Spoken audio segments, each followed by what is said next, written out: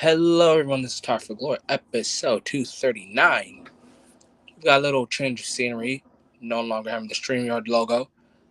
This is temporary till it becomes permanent or things change. But this isn't the time for new things. This is the time for reviews, as we are 3-4 hours removed off of, honestly, AEW's best show. But before we talk about AEW's best show, we talk about what this is, where we are, who's talking. And to start us off, it's AEW All In's 2025 review. And as you guys already know, when it comes to reviews, when it comes to podcasts, when it comes to wrestling, where there's a review, where there's a podcast, where there's wrestling, there is talk for glory. And with all that being said, introductions are always a must. I'm Nick B4, here to bring you All In's review. And guys, let me know what your favorite match was, as we start us off with the Women's Casino Gauntlet Battle Royal. This match was fun. This match was cool. I actually enjoyed every minute of it. And on top of that, I really didn't know who was winning. Personally, I said Willow Nightingale. I didn't want to be too obvious and say Athena. As you guys already know, Athena's literally my favorite champion in all of wrestling right now. I would say out of all the women's champions, she's currently my favorite. So I am happy to see that she was able to get the win here, especially in Arlington, Texas, because whether you like her or dislike her or whatever, I think we can all agree that Athena needed to be on the card. It was just mandatory. But some MVPs here also are returning Harley Cameron. Guys. I have missed Harley Cameron. She is honestly one of the funniest people that I've seen live.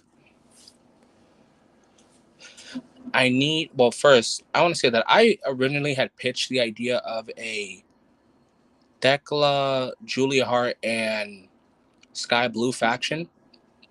But now, after they had their little upside down encounter, I would love to see Thekla versus Julia Hart in an ongoing storyline segment, whatever the hell you guys call it. We got the debuting Alex Windsor. Honestly, her name's pretty funny to say. But also, we got the debut of God's strongest soldier, the ultimate ass-kicking machine, Shuri. That's right, guys. God's Eye is taking over the world.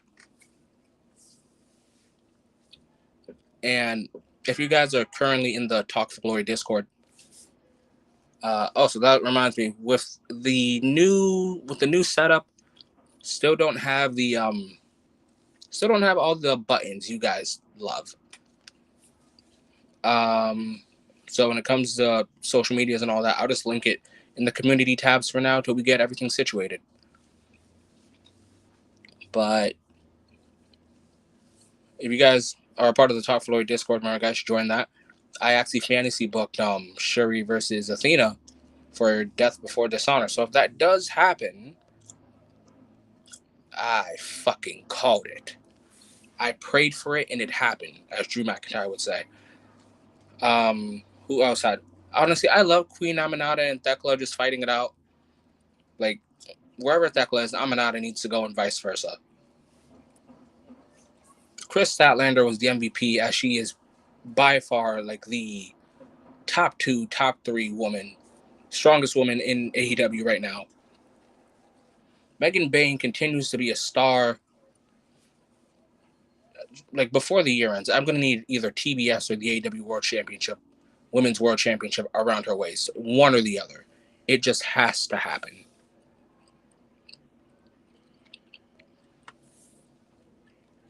Also, In terms of what's gonna happen now with like Anna Jay, Ty Mello, um, and Anna Jay.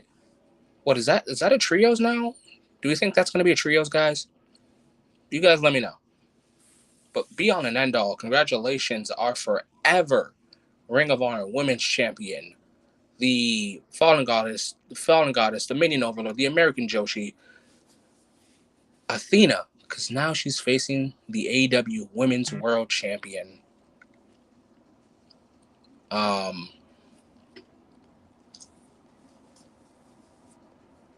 don't know how it works. Maybe it's a contract. We know whenever you cash them, whenever something like that, or maybe it's just you'll get it. You'll get a match at this time. Also, we had Mina Shirakawa in this, and I was a little worried that Mina might get lost in the shuffle. But if Mina's going to be like between ROH and AEW, that's perfect.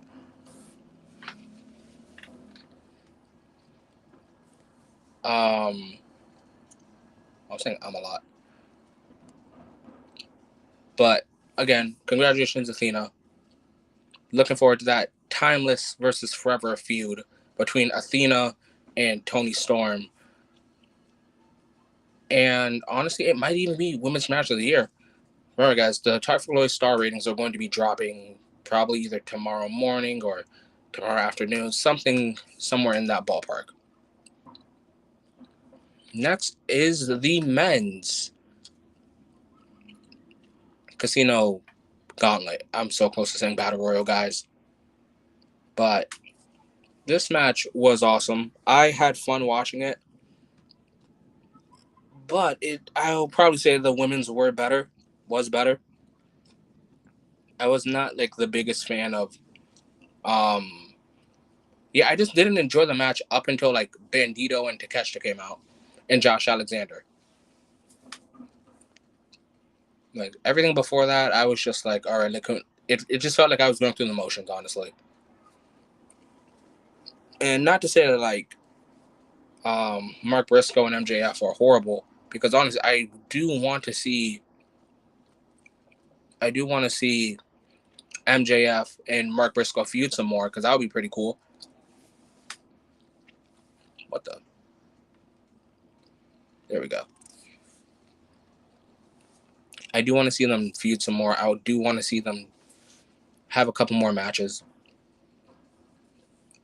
But yeah, I just was not all that into this match.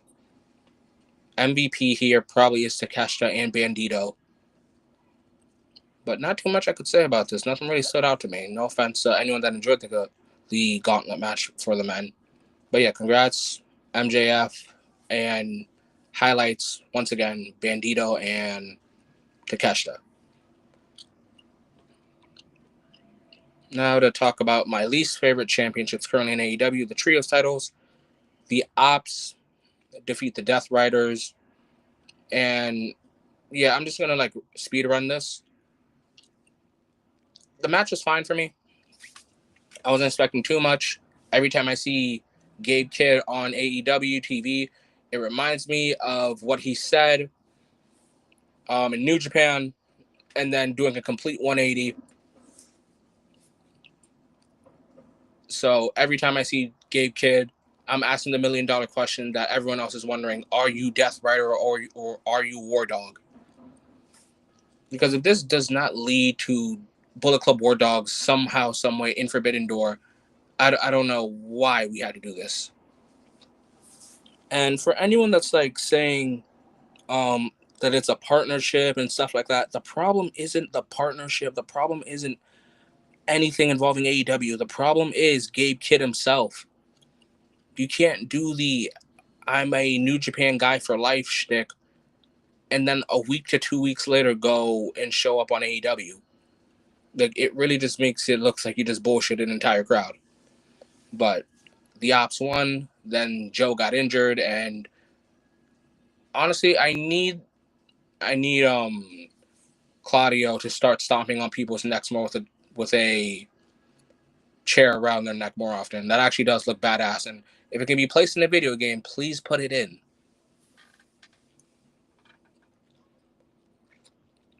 Now, time for might be tag team match of the year. It is whose house? Swerve's house, teaming with Billy Goat, 5-star Osprey, the um the aerial assassin Will by God Osprey versus the 2024 tag team of the 2024 Talk for Glory. Try saying that 10 times. The 2024 Talk for Glory tag team of the year. Max Buck, Jeremy Buck, Nick Jackson, Matt Jackson, Matthew, and Nicholas. Now the former EVPs, the Young Bucks. And say what you will about the Young Bucks, whether it be some personal gripe or you just don't like their in-ring, they might just be arguably the greatest tag team to never step foot in WWE. Because this match it hit everything. Most of this night barely missed. But this tag team match had me jump at least 3 times. I was on the impression of, Osprey and Swerve are about to lose here. No, here. No, the Bucks are about to lose here. I'm going to look forward to rating some of my favorite matches here. But all I can say about this is Swerve and Osprey, if they ever decide, let's go challenge for tag team championships, I would not be mad. I would actually look excited to it. I would look forward to it. And honestly, I say maybe do it. Maybe do it. But this match had me on the edge of my seat. I'm also not trying to go into hard detail because I want you guys to go watch it because this is a same day review. So no spoilers fully, except winners. But there's a spot where I believe that Swerve is going to cost Osprey the match just out of frustrations. But I was wrong. These two, Osprey and Swerve, were on the same page, even though there were little miscommunications. They knew the greater good. They knew the greater evil. Like, hey, you might have messed up here. I might have messed up there. But at the end of the day, we need to get the win. And that's exactly what they did because they end up winning. Now no longer EVPs. The Young Bucks. Still founding fathers, but no matter what, the Young Bucks have lost their EVP status.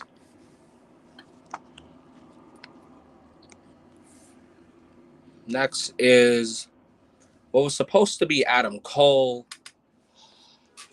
but for the TNT Championship, it is Sammy Guevara versus Goldust versus Kyle Fletcher versus Daniel Garcia for now the vacant TNT Championship. And I'm not going to say that this was the worst match, but the announcement before this match is what really sucked the air out. And I think it wasn't just in the arena, it was kind of just everyone watching. So first off, let me say some of my favorite moments here. It's funny I'm going to say this.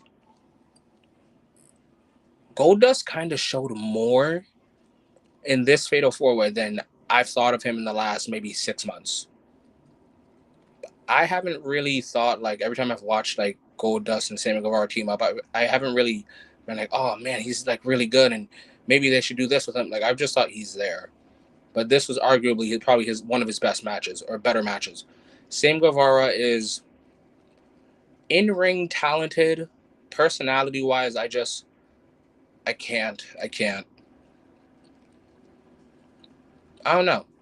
There's nothing for me there to connect to. You are amazing in that ring.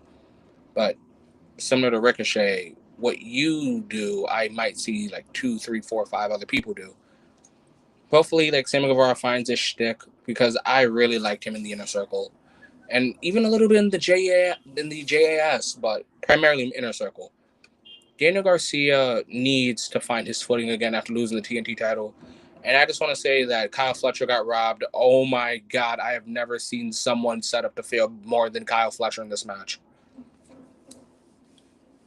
I don't know if it was a, hey, let's get the hometown guy, like the win here shtick, but wow, to me, it was, all right, Garcia can't win, Guevara can't win, Goldust can't win. So process of elimination. We're going to put that belt on Fletcher, whether he do a 1v3 or 1v100.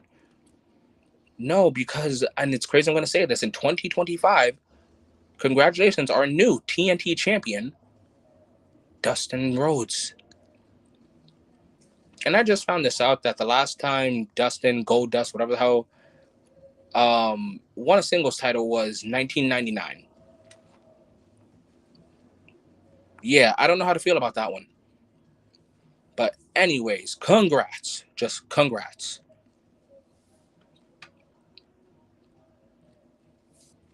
Next for the AEW Tag Team Championships, it is the Hurt Syndicate. Yes, they do hurt people.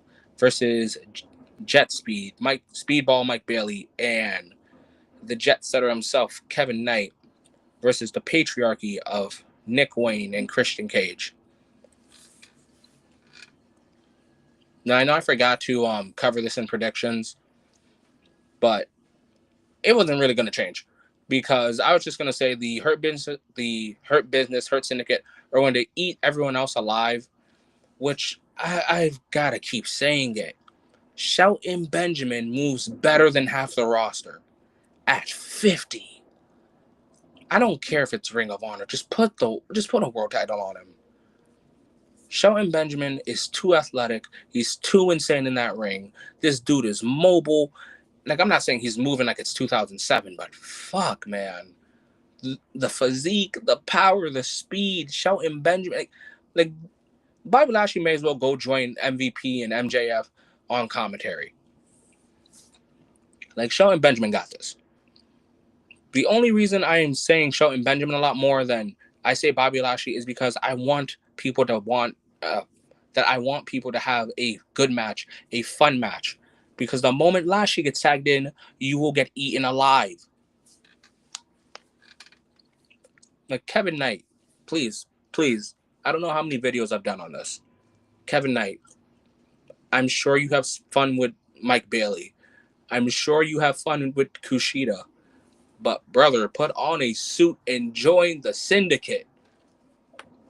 Like, I know MVP has a card on him at all times.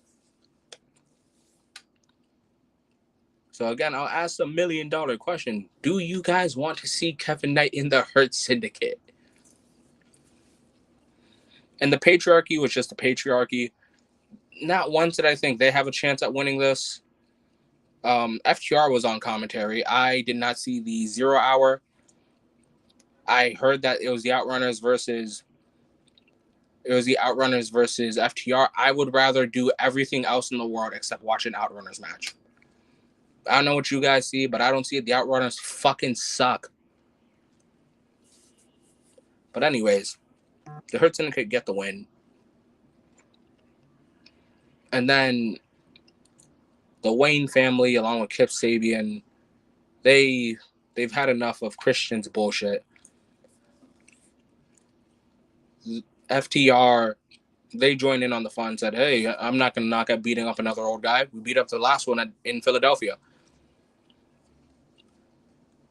So, speaking of same old guy, the returning Edge. Yes, I'm saying Edge. I'm not fucking saying Cope or Adam. Edge returns, and it looks like somewhere in the future, I guess we're getting Edge and Christian versus FTR and the Patriarchy. Are they even going to go by the Patriarchy anymore? I don't know. But what I do know is if they're going to team up, if Edge and Christian are going to team up, please let this be their last match. I don't want it to be their last run. I don't want it to be the one and done tag team, then they go do a couple matches. No. Christian Cage failed at being a world champion. You guys had one job, but you guys put the TNA belt on him. He was arguably the greatest TNT champion. I barely liked Edge in AEW. If he just came back, if he just came through to tag with Christian, that's perfectly fine. But yes, I want Edge and Christian final time teaming to also be their last match in AEW. Because I don't want them winning tag titles. Just please let their last tag team match together be their final match wrestling. Let them retire after that. Retire together. True best friends. All right, now time for arguably the most anticipated match. That being Kazuchika Okada versus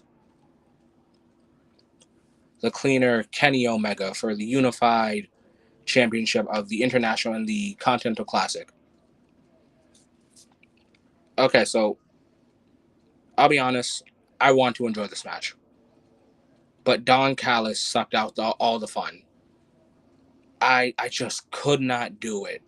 The interference from the Don Callis family, Don Callis himself, I couldn't do it. I could not enjoy this. And I tried. I really did. But like I've said from the beginning, my only favorite matches of my only favorite matches between Okada and Omega were their G1 match and the Wrestle Kingdom match, the first one. The first match that kickstarted all this. But be all and end all, Kazuchika Okada gets the win in honestly what felt like a blink and you miss it win. Dude did a spinning Michinoku driver basically, and then hit a Rainmaker.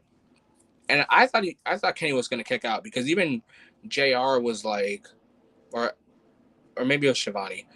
Someone was just like, "Oh my, it might be it." And then when like the ref hit 3, when Aubrey hit 3, they're like, "Oh, it was it." I don't know how I felt about that.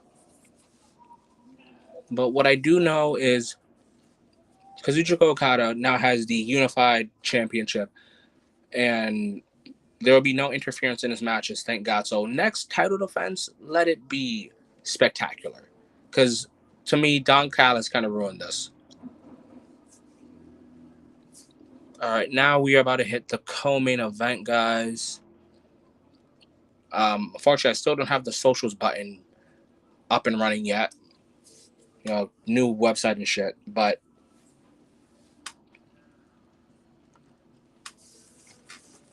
right now, we're going to talk about the AEW Women's Championship.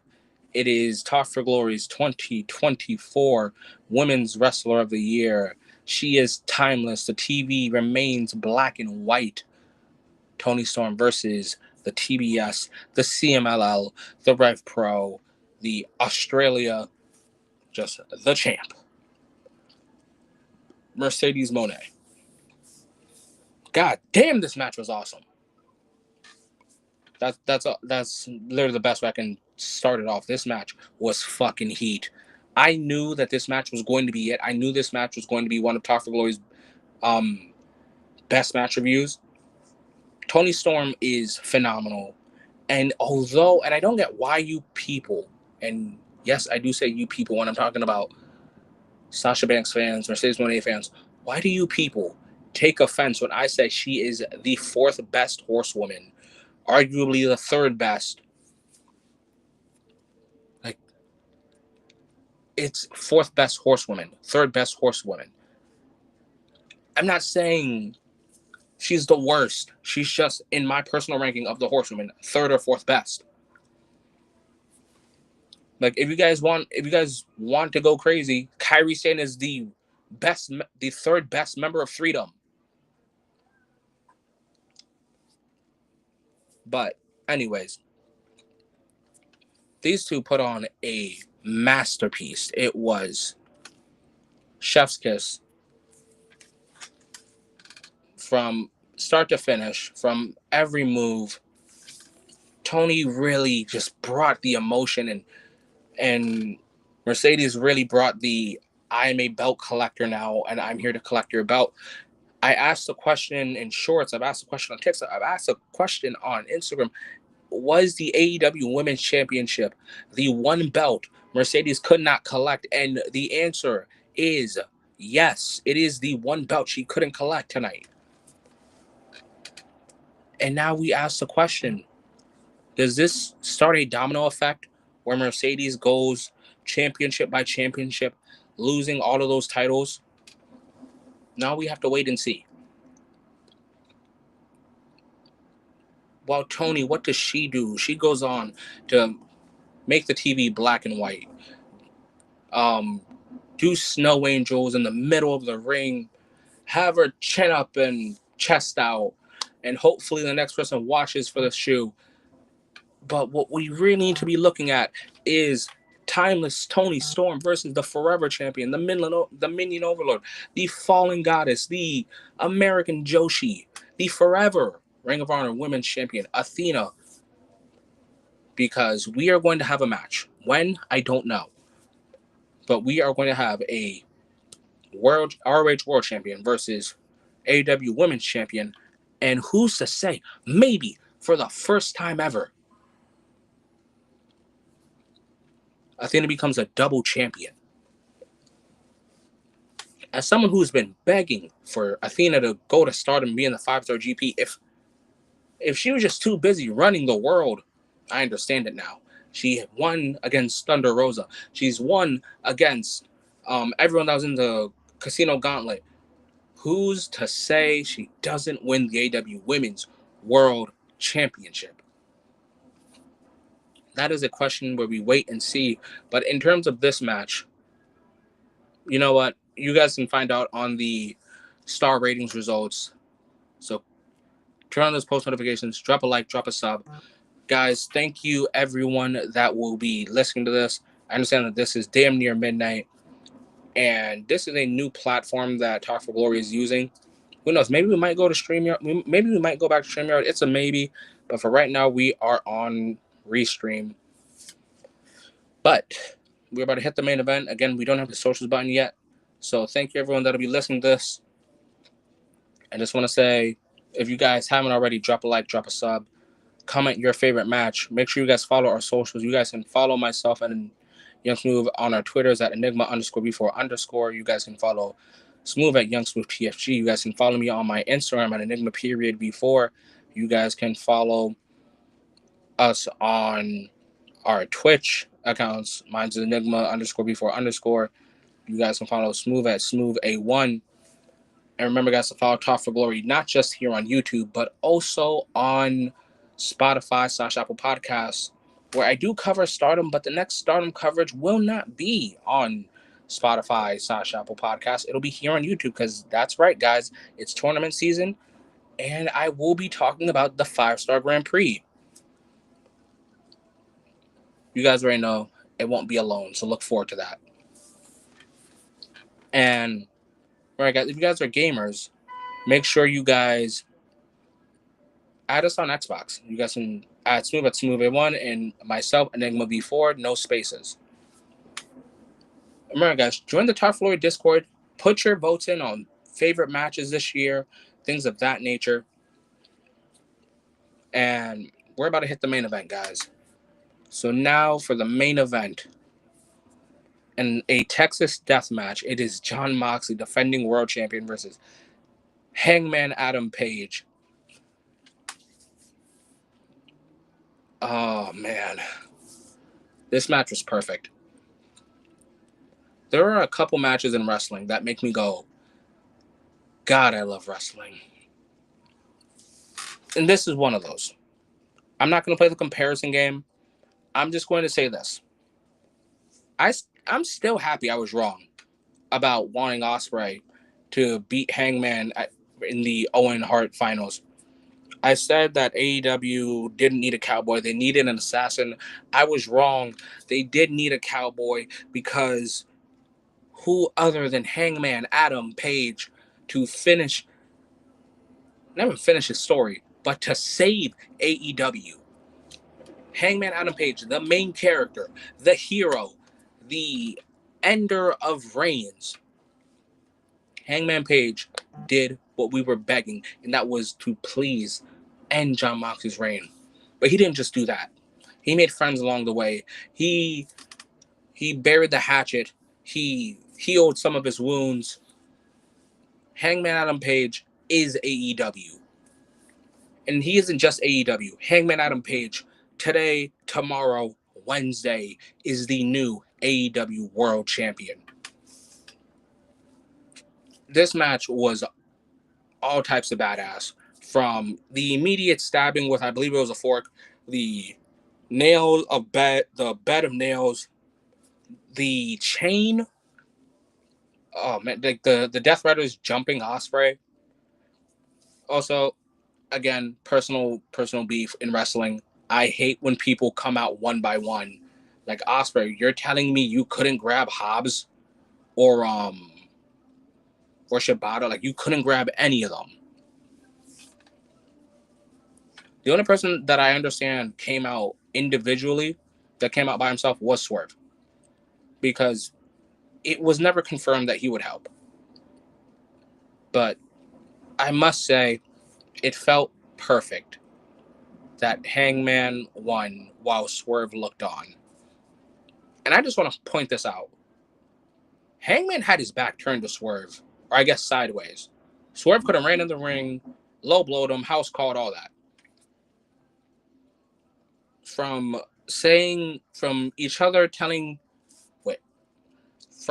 both guys telling each other what they did wrong, and Swerve saying, I know, after Hangman saying, you deserved it, to the sit down and just admitting each other's wrongs, to watching Hangman ascend and finally achieve his redemption. It's a new day in AEW, and there's a new champion named Hangman Adam Page that has no baggage. Whether this be a long ride or a short ride, I hope everyone enjoys cowboy shit. Guys, that was the AEW All-In review. On this new platform, don't know how we'll be moving forward about it, but hopefully we get adjusted to this. Hopefully we add all the buttons back. But more important, I hope everyone enjoyed this first listen.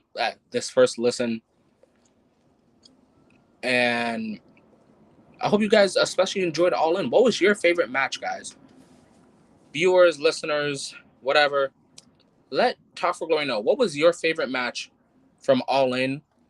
And if there was a match that missed something, what was that match? But, guys, this is the review. This is the AEW All In review. I hope you guys enjoyed the main event. I hope you guys enjoyed this whole show. And before I close it out, two things. Adam Cole, real quick. If you did technically retire, thank you. And I hope you get well soon. But to end us on a positive note, you guys already know the saying. You guys already know the message. I hope you guys stay safe. Have a great day and or night. Because, time zones are weird. I'm sure it's 5 a.m. somewhere. But again, stay safe. Have a great day and or night. I hope you enjoyed All In. And most importantly, I hope you guys enjoy wrestling.